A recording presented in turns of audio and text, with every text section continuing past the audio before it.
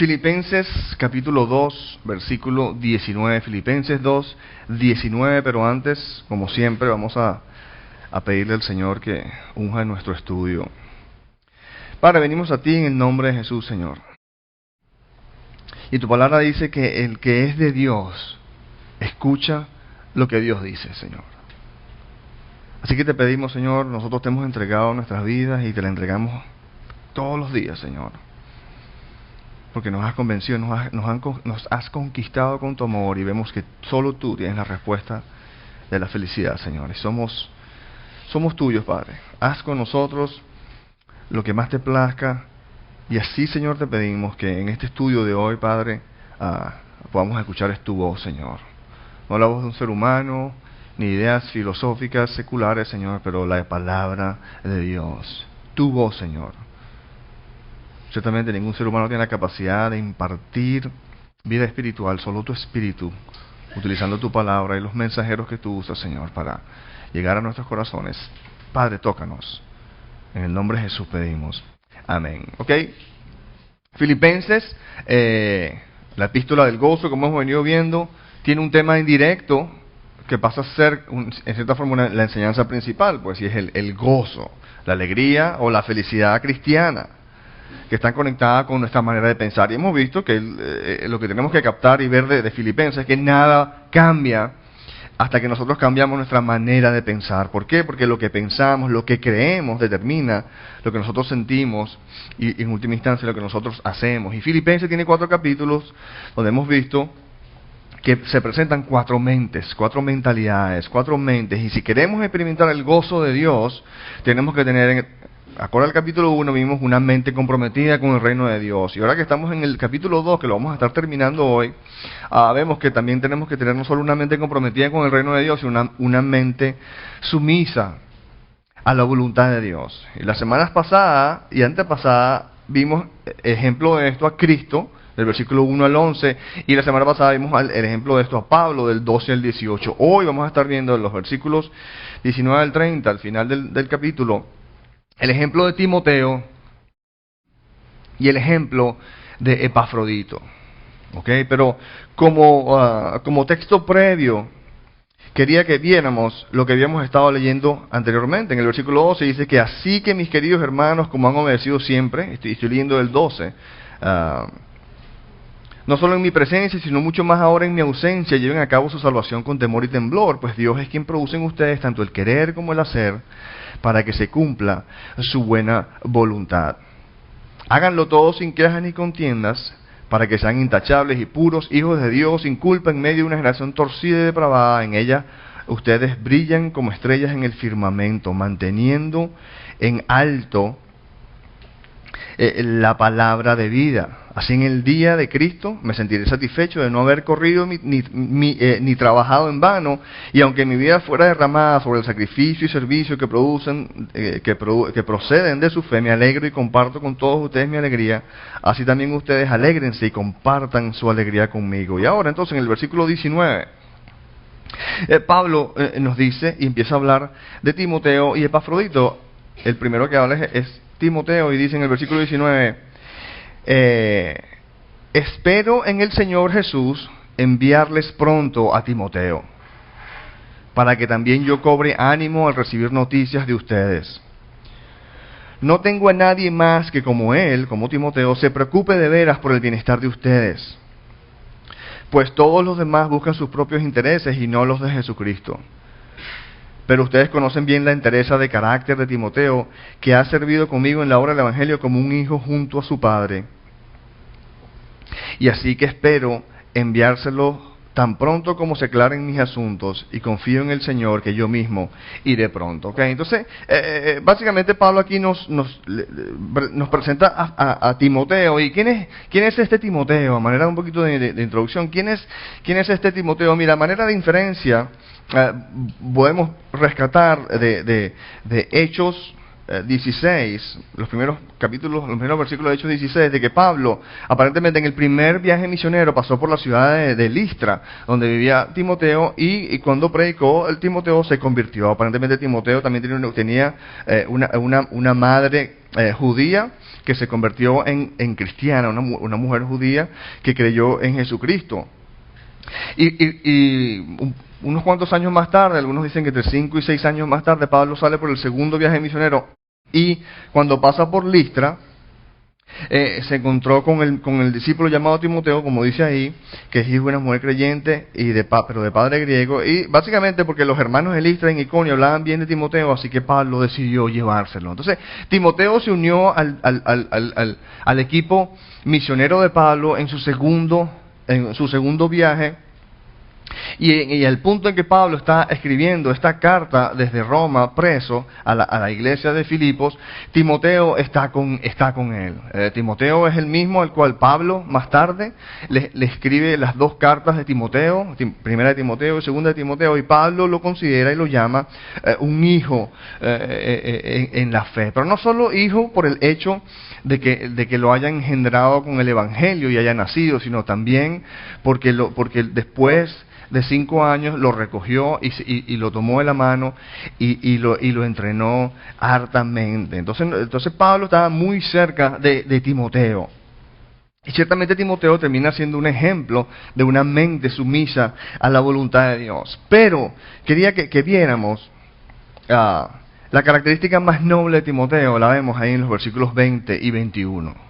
La característica más noble de Timoteo la vemos en los versículos 20 y 21, donde dice: no tengo a nadie más que como él se preocupe de veras por el bienestar de ustedes, las iglesias de Filipo, la iglesia en cierta forma en general. Dice: pues todos los demás buscan sus propios intereses y no los de Jesucristo.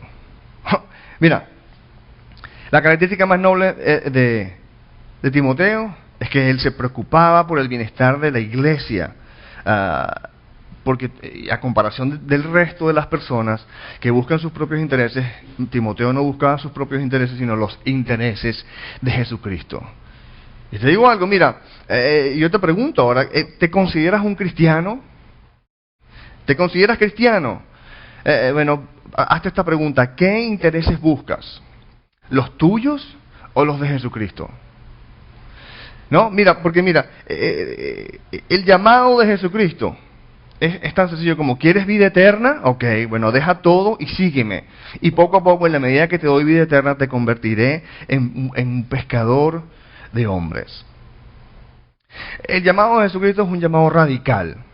Lo que pasa es que tú y yo empezamos y respondemos al llamado en forma previa, en forma parcial, pero el llamado de Jesucristo no es nada parcial. Jesucristo llama radicalmente, y él dice, mira, y lo puse ahí, mira, ¿quieres vida eterna? Porque está supeditado al hecho de que Jesucristo vino a darnos vida eterna. ¿Quieres vida eterna? Y lo primero que queremos ver primero, hablo de vida eterna, hablo de dejar todo y seguir, y hablo de pescador de hombres. Quiero que entendamos claramente cuando se habla de vida eterna, de dejarlo todo y de ser pescador de hombres, que realmente de qué estamos hablando. Mira, vida eterna, en Juan 17:3 el Señor lo enseña, y esta es la vida eterna, ¿no? Que te conozcan a ti, el único Dios verdadero, y a Jesucristo a quien tú has enviado. Vida eterna es tu capacidad de conocer a Dios, tu capacidad de conseguir satisfacción en tu Creador. Eso es lo que es vida eterna. Jesucristo dice: ¿quieres satisfacción? ¿Quieres vida eterna? Bueno, y fíjate, el llamado de Jesucristo es: deja todo y sígueme.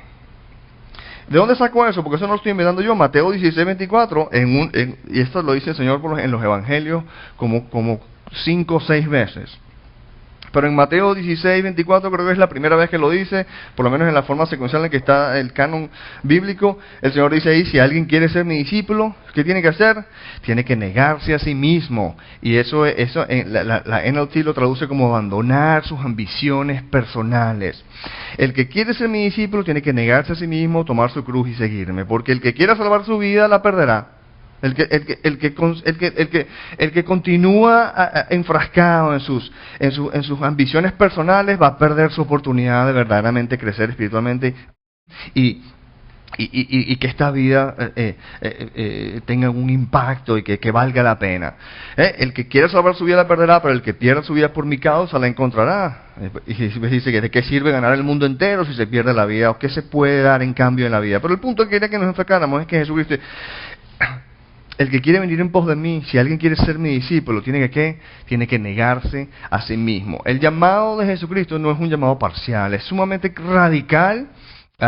Y no nos debemos llevar por los demás, no nos debemos llevar por cómo se ve la iglesia cristiana moderna de hoy día. Dejemos que las escrituras sean las que nos dirigen y nos enseñan cuál es el verdadero llamado de Jesucristo. Y Jesucristo está diciendo: niégate a ti mismo, abandónalo todo por mi causa.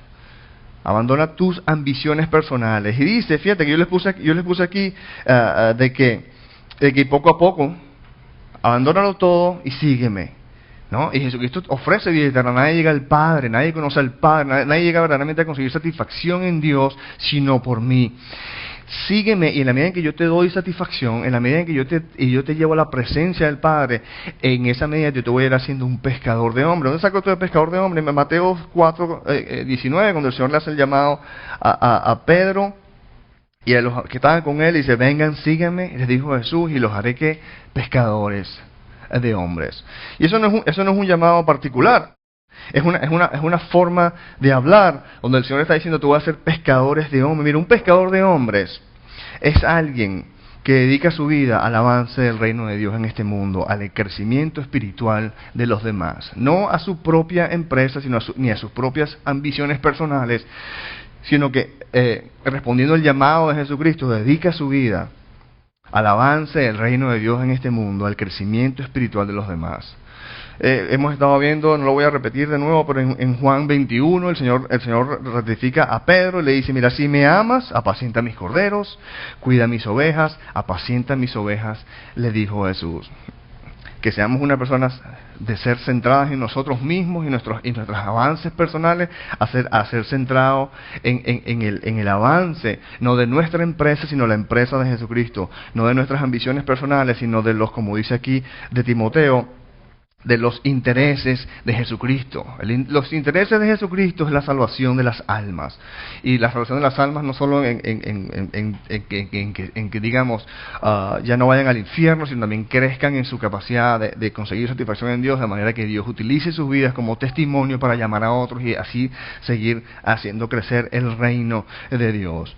Hacernos pescadores de hombres a la medida en que nosotros abandonamos todo, nuestras empresas personales, en pos de la empresa de Jesucristo, la salvación de las almas. Un pescador de hombres es alguien que dedica su vida al avance del reino de Dios en este mundo, al crecimiento espiritual de los demás. Y esto no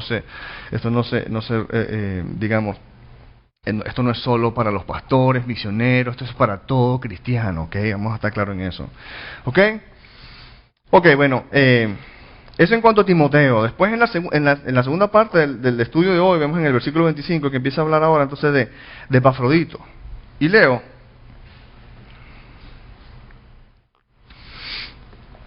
versículo 25, ahora bien, creo que es necesario enviarles de vuelta a Epafrodito.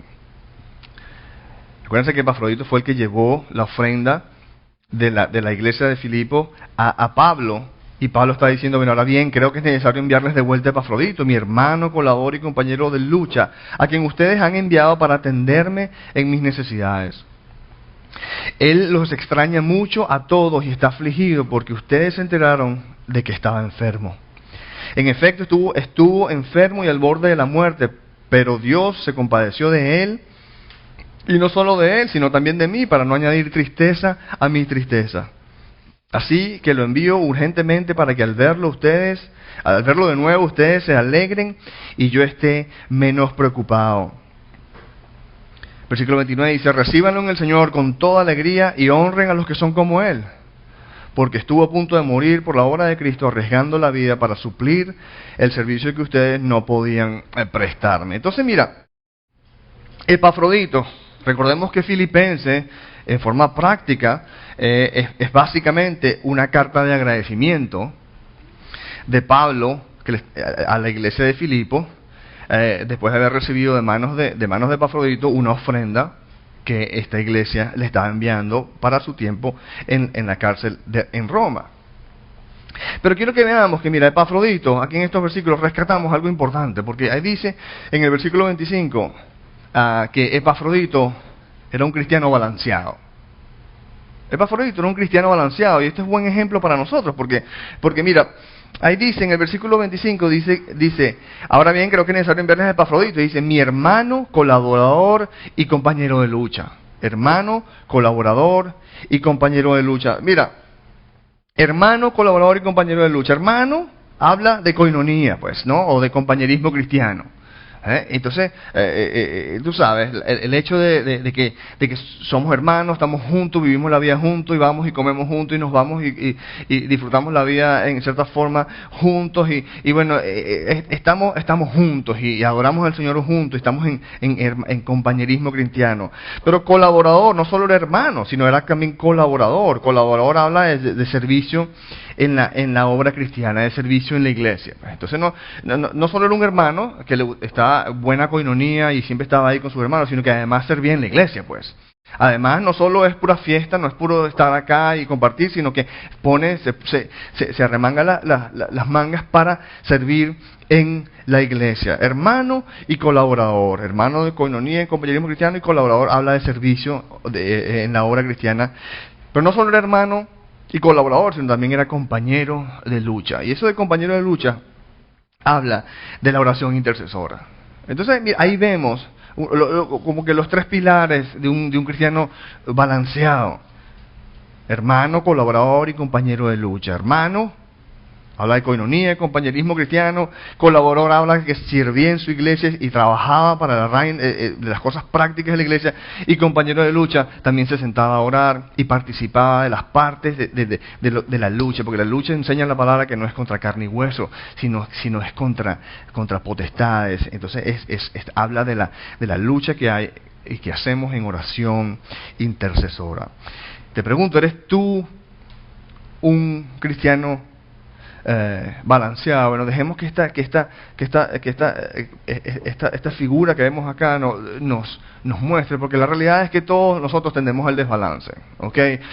Yo probablemente estaría más en colaborador, servir en la iglesia y enseñar estudios bíblicos y no sé cuánto, pero yo soy medio ermitaño y solitario, a veces tiendo a no ser muy social, pero bueno, tengo que coinonía, compañerismo cristiano, yo no me puedo aislar y ser un monje y meterme en el otro lado, pero probablemente a lo mejor tú eres una persona que de pura lucha espiritual y solo oras, pero no participas en la coinonía, o no sirves en la iglesia. O a lo mejor la mayoría de los que conozco aquí les gusta la coinonía, pero servir en la iglesia, no, y la oración intercesora, ay, nada más, mándame el correo si acaso. Pero, o sea, el punto es que dejemos que estas realidades veamos y que nos permitan escuchar la voz de Dios, ver dónde quiere el Señor que nosotros pongamos un poquito más de esfuerzo para que Él haga su obra. Acuérdense que Dios hace la obra, pero Él exige nuestra colaboración. Hermano, colaborador y compañero de lucha. Epafrodito, un cristiano balanceado. Pero ¿qué más vemos acá en estos versículos? Mira, en el versículo 26, y mira esto, dice, él, Epafrodito, los extraña mucho, dice Pablo, los extraña mucho a todos y está afligido porque ustedes se enteraron de que estaba enfermo. Aparentemente Epafrodito, después que llevó la ofrenda, quizás llegó enfermo del viaje a Roma, o no sabemos en exactitud, pero lo que sí sabemos es que estuvo enfermo. Dice, en efecto, estuvo enfermo al borde de la muerte, dice el versículo 27. Pero Dios se compadeció de él, y no solo de él, sino también de mí, para no añadir tristeza a mi tristeza. Mira, ustedes han escuchado esos ministerios. Vengan acá que vamos a tener una noche de milagros y vamos a hacer sanaciones, ¿no? Y sanaciones al momento, acorde a mi voluntad. Y Pablo, como Pablo supuestamente es apóstoles, entonces los apóstoles van y ponemos mano y sanamos a la gente. O si no, ustedes han escuchado esas enseñanzas que le dicen, si estás enfermo es porque te falta fe, hermano. Tienes que tener más fe, porque si tienes fe no tienes por qué estar enfermo. Bueno, vamos a un momentito. Estos versículos le dan una luz diferente a esas creencias, a esas enseñanzas. Dice, ¿por qué Pablo no sanó inmediatamente a Epafrodito? Si Pablo era apóstol y supuestamente los apóstoles tienen el poder de hacer milagros. ¿Por qué Pablo no sanó inmediatamente a Epafrodito? Era por la misma razón que no sanó a Trófimo o a Timoteo o a él mismo. Mira, a Trófimo Dice 2 de Timoteo 4:20, lo dejó, mira, dice, a Trófimo lo dejé enfermo en Mileto. ¿Ok?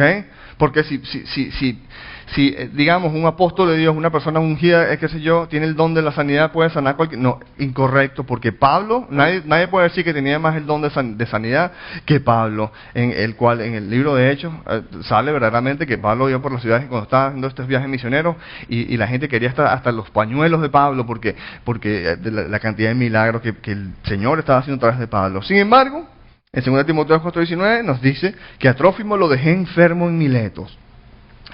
No solo a Trófimo, sino a Timoteo. A Timoteo le dice por carta, en 1 Timoteo 5:23 le dice, no sigas bebiendo solo agua, toma también un poco de vino a causa de tu mal de estómago y tus frecuentes enfermedades. ¿Ok? Entonces Pablo, ¿por qué no sanó inmediatamente a Epafrodito? Por la misma manera que no sanó a Trófimo o a Timoteo o a él mismo, como vamos a ver en un instante. Pero dice, mira, el punto es el siguiente, que en última instancia, escuchemos esto, en última instancia todos los creyentes seremos sanados. ¿Por qué? Bueno, porque la Biblia enseña que por las heridas, por las llagas de Jesucristo, todos somos sanados. Isaías 53:5 dice, gracias a su herida fuimos sanados. Y Pedro utiliza esto para no solo la sanidad del pecado, sino la sanidad física. Pero el punto es el siguiente, mira, todos los creyentes somos sanados, solo es cuestión de tiempo, es cuestión de cuándo. ¿Ok?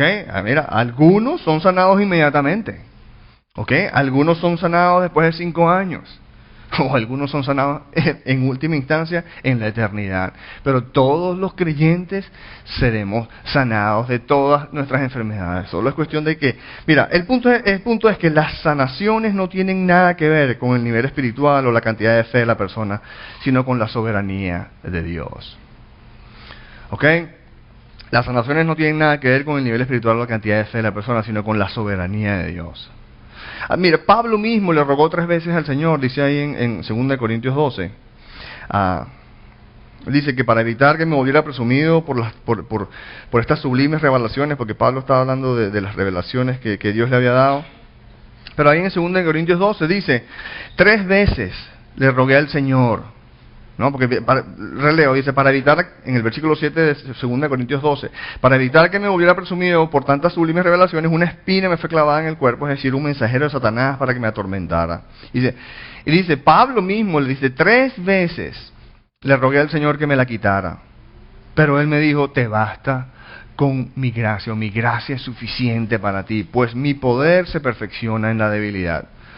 Y Pablo dice, pues, por lo tanto, gustosamente haré más bien alarde de mis debilidades para que permanezca sobre mí el poder de Cristo. Por eso me regocijo en debilidades, insultos, privaciones, persecuciones y dificultades de las que sufro por Cristo, porque cuando soy débil entonces soy fuerte. El punto de las sanaciones es que oramos como Pablo 3 veces. Eso no significa nada más que son 3 veces. Es una forma de decir que oras hasta que escuchas del Señor.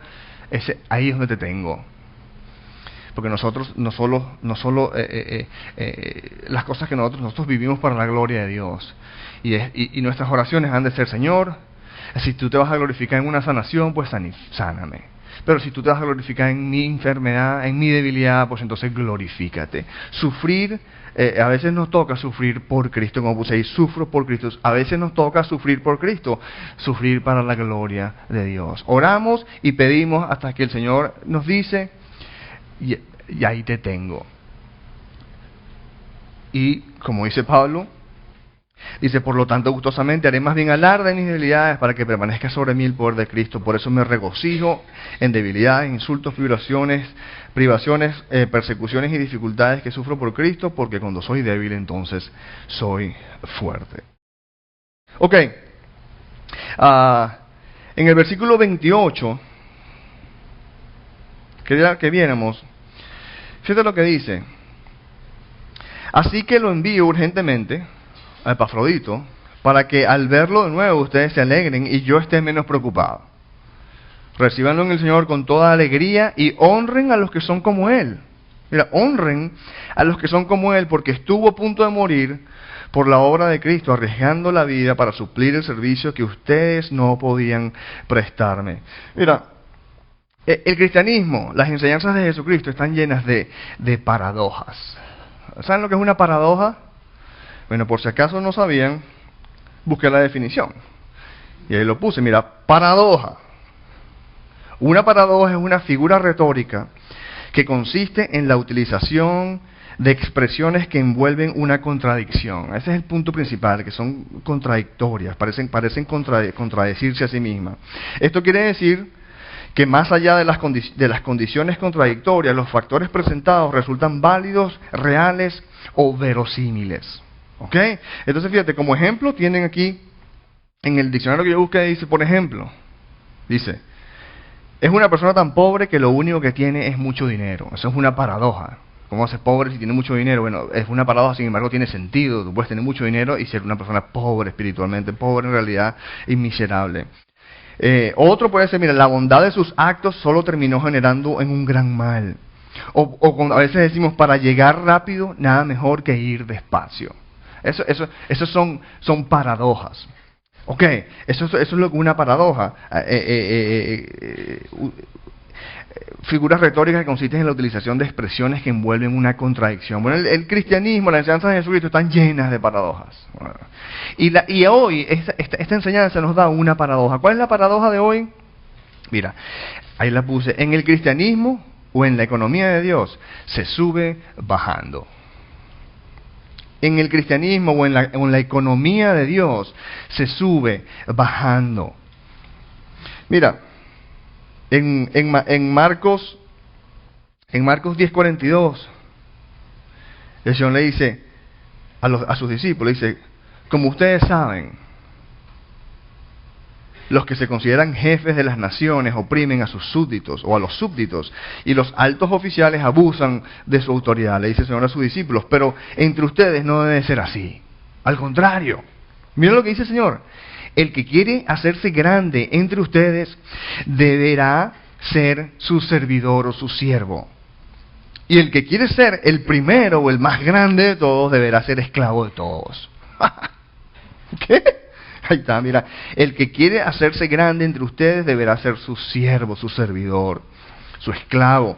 Y el que quiere ser el primero deberá ser esclavo de todos.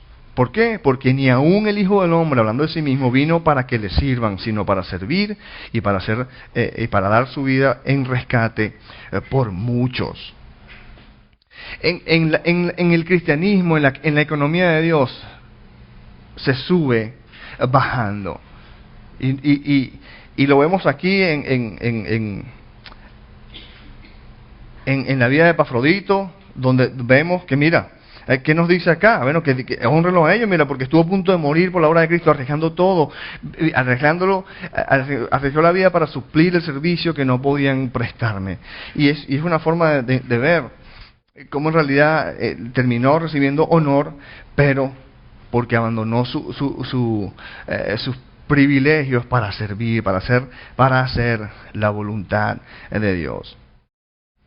Ok, hasta ahora, cuando estudiamos la palabra de Dios, hay muchas cosas que captamos por inferencias, o deducciones, o conclusiones. Leemos algo y no es necesariamente el mensaje principal de lo que se está diciendo, pero captamos de lo que se dice ahí inferencias, deducciones o conclusiones, ¿verdad? Es manera de aprender en el contexto de lo que se está diciendo, en forma indirecta. Pero yo les quiero hacer una aclaratoria, porque ahorita vemos que el pasaje de los versículos que estamos viendo hoy tiene una exhortación que es directa. Es algo que le está diciendo Pablo a esta iglesia de Filipo y a nosotros por asociación de forma directa. No es por inferencias, deducción o conclusiones, sino algo directo. Pero quiero que sepan que me voy a disculpar de antemano por la siguiente enseñanza, porque sí puede llegar a sonar como una autopromoción.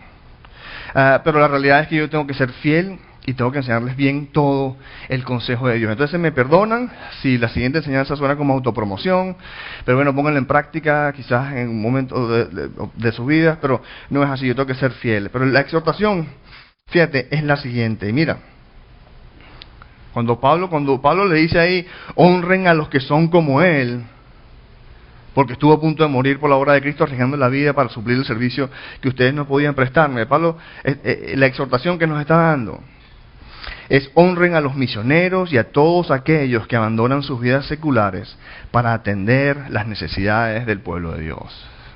¿Pero cómo lo dice? Honren a los misioneros y todos aquellos que abandonan sus vidas seculares con todas las, digamos, los privilegios que una vida secular conlleva. Honren a aquellos que abandonan sus vidas seculares para atender las necesidades del pueblo de Dios. Mira, esto no es algo que está aquí aislado, solito en Filipenses. Mira, Primera de Tesalonicenses 5:12. Mira cómo lo pone: hermanos, les pedimos que sean considerados. Este es Pablo una vez, pero dirigiéndose a la iglesia de Tesalónica, dice: les pedimos que sean considerados con los que trabajan arduamente entre ustedes y los guían y amonestan en el Señor. Ténganlo en alta estima y ámenlos por el trabajo que hacen. Ámenlos por el trabajo que hacen. Fíjate que la honra y el amor que la palabra de Dios exhorta que tengamos por los misioneros y aquellas personas que abandonan su vida secular para atender las necesidades del pueblo de Dios, no es por la posición, no es porque son pastores o son misioneros, sino por el trabajo que hacen. ¿Por qué? Mira, en Santiago 3:1 dice: hermanos míos, no pretendan muchos de ustedes ser maestros o de los que instruyen a los demás. ¿Por qué? Pues como saben, los maestros seremos juzgados con más severidad.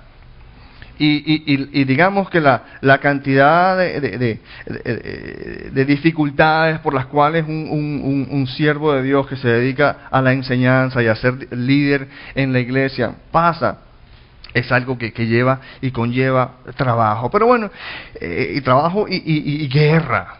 Okay, no es una vida fácil. A veces la gente cree, bueno, que los pastores estamos tomándonos cafés y vacilándonos aquí mismo lo dice: los que pretenden ser maestros van a ser juzgados con más severidad. Y es un trabajo bien forzado. Lo que pasa es que no se percibe en forma práctica muchas veces. Pero fíjate que el punto es que, bueno, hónrenlos. Y en realidad eso de hónrenlos suena así como okay, ¿cómo es eso? Mira, hónrenlos ¿cómo? Mira, ¿de qué clase de honra está hablando Pablo?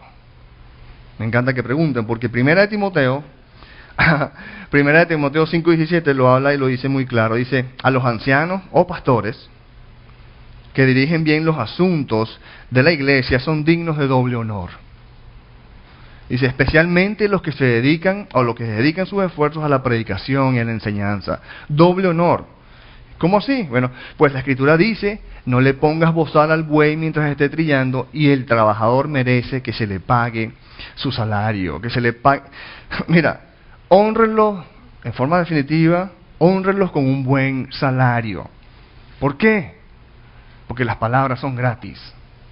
Pero la realidad es que donde está, como nos enseñó el Señor, en Mateo 6:21, donde está tu tesoro, allí estará también tu corazón. Entonces, honren a los que son, digamos, a los misioneros, a todos aquellos que abandonan sus vidas seculares para atender las necesidades del pueblo de Dios, y hónrenlos con un buen salario. Como verán, es algo que es sumamente incómodo para mí decirlo aquí. Pareciera que me estoy autopromoviendo, pero es la realidad de lo que enseña la palabra, cierto o falso, y después el día de mañana están en otra iglesia y aplican. Eso no es nada más que para mí, pero es la realidad de lo que enseña la palabra. Amén. Ok, bueno, como meditación final, después de ver los versículos de hoy, mira, podemos concluir lo siguiente. Mira, y lo escribí porque quería decirlo bien. Mira, qué diferente o contracultura es ejercitar una mente sumisa, la mente de Cristo. Es completamente contracultura. Eso no lo hace el mundo, ¿okay? Eso no viene natural. Qué diferente o contracultura es ejercitar una mente sumisa, la mente de Cristo.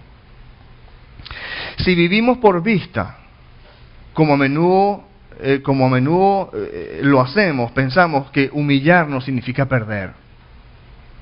Si vivimos por vista, no por fe, sino por vista, como a menudo lo hacemos, pensamos que humillarnos significa perder. Sin embargo, la palabra enseña que en la economía de Dios la única manera de subir o ganar es bajando. En la economía de Dios, La única manera de subir o ganar es bajando. Mira, Cristo tenía una mente sumisa y Dios lo exaltó. Pablo, Timoteo y Epafrodito tenían una mente sumisa y fueron honrados por su sacrificio y servicio. Tan así que están aquí mencionados en las Escrituras, para que nosotros por siempre los recordemos. Dice, la mejor manera de conseguir la victoria sobre el mundo y nuestro orgullo es a través de una mente sumisa a la mente de Cristo. Pero el punto que quería darles es que la mente de Cristo, una mente sumisa, se recibe cuando permitimos que el Espíritu y la Palabra de Dios trabajen en nuestras vidas. Como estábamos viendo la semana pasada, lleven a cabo su salvación, dice Pablo, pues Dios es quien produce en ustedes tanto el querer como el hacer para que se cumpla su buena voluntad. En forma de resumen, que hemos visto hasta ahora, que nada cambia. Nada va a cambiar nuestras vidas a menos que nosotros cambiemos nuestra manera de pensar, a menos que nosotros cambiemos lo que creemos. Si seguimos creyendo la misma basura que vinimos creyendo antes de supuestamente entregarle nuestras vidas a Cristo, entonces vamos a seguir operando bajo la misma basura que veníamos trayendo. Pero si ponemos todas nuestras creencias a la disposición de Dios y su palabra para decir, ok, de todas mis creencias, ¿cuáles son verdades acorde a tu palabra y cuáles contradicen tu palabra? Pues las que contradicen se van y la verdad de tu palabra viene en su lugar. Y así vamos transformándonos mediante la renovación de nuestra mente, de manera que aprendemos a creer la verdad. Y cuando creemos la verdad tenemos pensamientos sanos, acorde a la verdad, y pensamientos sanos traen emociones sanas, y emociones sanas en última instancia se desembocan en acciones sanas. Nada cambia hasta que cambiemos nuestra manera de pensar, porque lo que pensamos, lo que creemos, determina lo que sentimos y lo que hacemos. Y de los 4 capítulos que hemos visto, hasta ahora los 2 que hemos visto, dice que si queremos entonces experimentar el gozo de Dios, tenemos que tener primero una mente comprometida con el reino de Dios. Y del capítulo 2 que estamos terminando hoy, una mente sumisa a la voluntad de Dios. Las próximas semanas nos reunimos para ver los capítulos 3 y 4. Amén. Padre, te damos gracias, Señor, por tu palabra. Te damos gracias.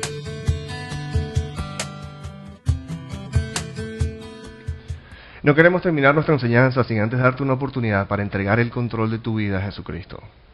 No estoy hablando acerca de hacerte religioso o de afiliarte a alguna iglesia en particular. Estoy hablando acerca de conseguir verdadera vida, paz y gozo a través de una relación personal con el Señor Jesucristo.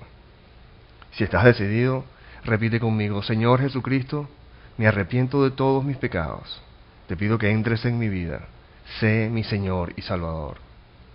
Ahora que formalmente le has entregado tu vida a Jesucristo, entiende lo siguiente: Jesucristo guía a su pueblo a través de su palabra, la Biblia. Por lo que te exhorto vehementemente a congregarte en una iglesia donde se enseña la palabra de Dios para que crezcas en la libertad que solo Jesucristo puede darte. Él mismo enseñó en Juan 8, 31 y 32 que los que se mantienen fieles a sus enseñanzas conocerán la verdad y la verdad los hará libres. Que Dios te bendiga y recuerda, eres amado, eres amado, eres amado.